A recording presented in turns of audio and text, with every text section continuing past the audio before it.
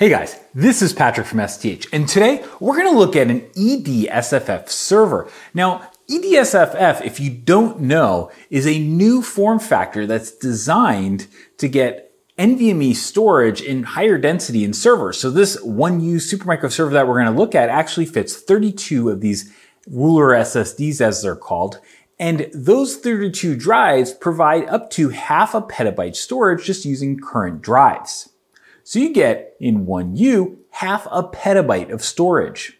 Now, we have been trying to cover EDSFF storage for some time now, and usually the easiest place for us to go do that is actually at trade shows, but there really aren't trade shows in 2020 due to all the cancellations, and so we had to think of a different way to go cover this stuff. But what we're doing is we're going to go over to Supermicro and we're going to actually check out the server there, and I asked them not only to bring the server, but also bring some EDSFF drives so that way we can look at what these things look like. And so, let's get in the car and go check this thing out.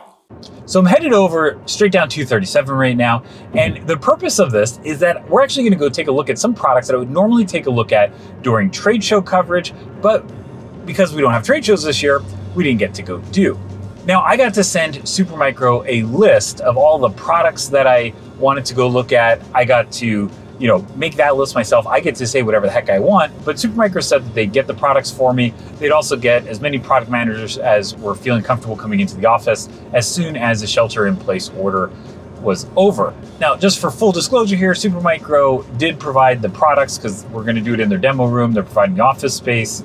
They're also filming. The one thing that's gonna be interesting is we have to wear masks in this video because we're gonna be in the office and corporate policy says we have to wear masks. So get ready for that. So one of the really cool systems that I wanted to look at was the EDSFF system, which is called the SSG 1029P NEL32R. And that is a total mouthful. But what's really kind of cool about the system is that it uses these EDSFF form factor SSDs. And why they're important is that these are commonly called, we call them the ruler SSDs. And right now, these things are already hitting 15.36 terabytes per drive. And specifically, the Supermicro SSG server fits 32 of those drives into 1U, which gives you about a half a petabyte in a single system.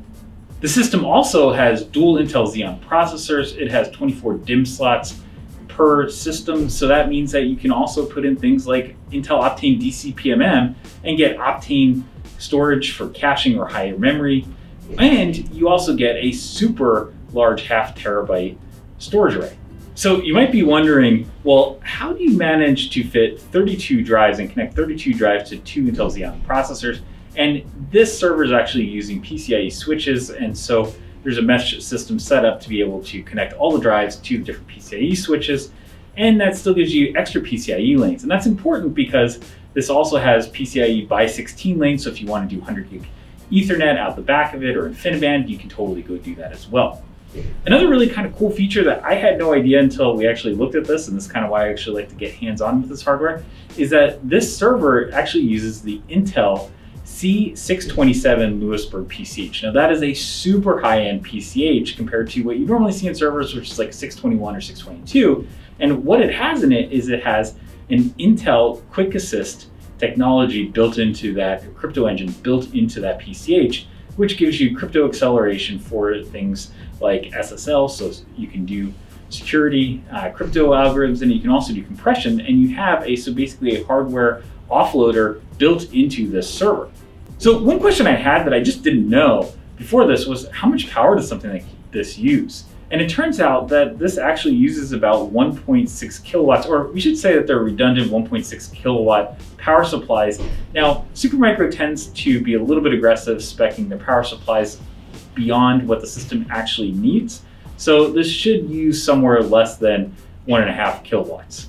If you think just how much power a half petabyte system and how much rack space a half petabyte system used to take, I mean, if you have 2 of these, you have a petabyte of storage in a 2U form factor that uses, say, less than 3 kilowatts, and that is just awesome, especially if you're using old rotational storage. This is definitely something that was awesome to check out because Supermicro normally doesn't let me touch these things, and Intel doesn't let me touch these things, so it's very cool to get to use it. So hey, we have Doug Tran here, who's actually the product manager for Supermicro's petascale storage solutions. And this 1U half petabyte box is super dense. So could you give us some kind of idea in terms of the maybe customers and industries of who are really adopting and need this kind of density? So typically, customers that you would normally see use this type would be like you see your national laboratories, defense contractors, any type of company that needs large amounts of data and fast streaming all at once. Okay, so this type of this particular unit is good at providing the amount of ingesting large amounts of data and pushing data out. Okay, because it's using flash storage. Cool. So what are the type of applications that people who buy something that's this dense, what are they really using it for? So basically, customers out there who typically would deploy a unit such as this petascale, typically would use it for high density applications, high throughput ingest, content delivery network, high performance computing, big type of data rack type of deal. So usually you'll see this type of system fit in those kind of niche environments. Cool. So hey, we can definitely go look at the marketing materials on this stuff, but could you give us some kind of idea in terms of, is there a specific bit in the design that this customer and application set really kind of influence the design of the server? Okay, Patrick. So with the advent of flash technology, we didn't have to really depend on the 3.5 inch or 2.5 inch rotational disk drives. So using flash technology, we were able to condense the drive into something more smaller, more thinner, compact.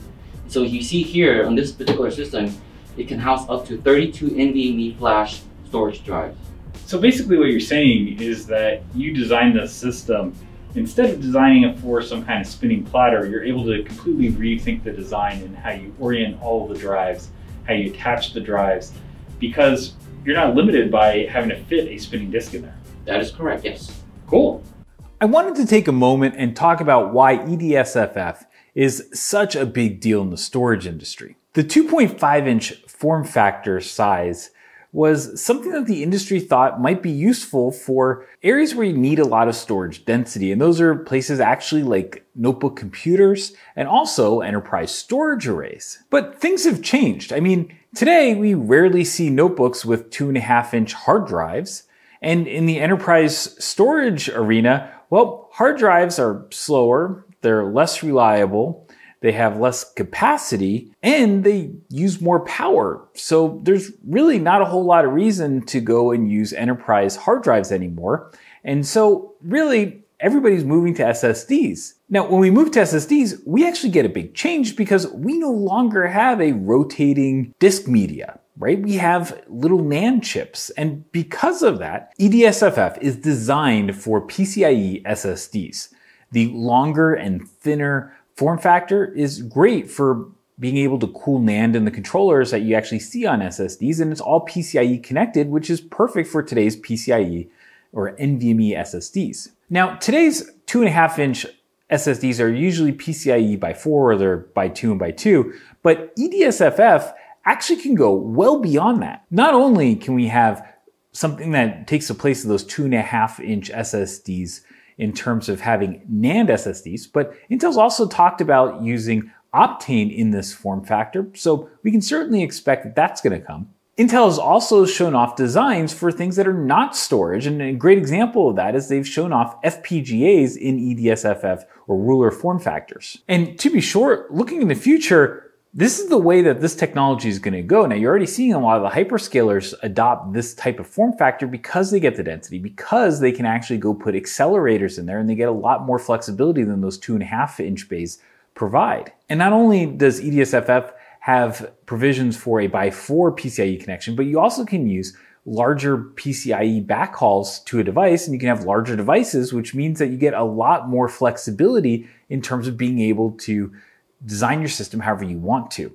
Hey guys, hopefully this was a fun look at a technology that we're going to see a lot more of in the future. Now, we're calling this a future technology, but realistically, you can go out and buy these things today, and companies like the big hyperscalers are already using this technology. I mean, just think of it. You can already go buy a server off the shelf with SSDs that can get you 0.5 petabyte per U, and those SSDs eventually are going to end up becoming larger in size, so you're going to be able to, probably in not too long, fit a full petabyte of storage in a single U, and get actually pretty good performance because it's all NVMe storage. Hey guys, if you made it this far, why don't you subscribe to us on YouTube, turn on those notifications so you can see whenever we put out new content. And we have an entire series coming out along my trip over to Supermicro, but we have a ton of other content on the STH main site that you may want to check out as well. We have other stuff on YouTube, so why don't you subscribe? Thanks for watching and have an awesome day.